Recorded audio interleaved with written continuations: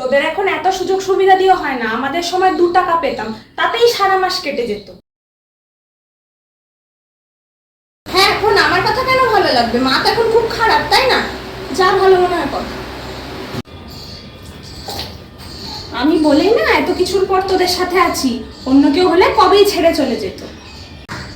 এখন তো আমার কথা শুনবি না, আমি না থাকলে তখন বুঝবি। যেদিন চলে যাব সেদিন বুঝবি পৃথিবীতে মায়ের দাম। না, আমি জানি না, আমি কিচ্ছু জানি না, আমায় আর মা বলে ডাকবি না। কি রে, এখন ঠিক আছিস? যখন বলেছিলাম ঠান্ডা জল খাস না, বাইরে থেকে এসেই এসি চালাস না, শুনলি না আমার কথা? এখন সমস্ত সংসারের কাজ ফেলে সামলাতে হচ্ছে, তুই আর কি বুঝবি? মা হয় সেদিন বুঝবি। সারাদিন বসে আছিস, একটার চেয়ে দুটো এক্সট্রা কাজ করতে ইচ্ছা হয় না বল? সারাক্ষণ গোটা বাড়ির কাজ আমি করে যাব, মায়ের হাড় মাস জ্বালিয়ে না খেলে তো শান্তি হয় না তোদের। হ্যাঁ হবে তো, বাপ যেমন মেয়েও তেমন হবে না? বাপের রক্ত বইছে তো শরীরে।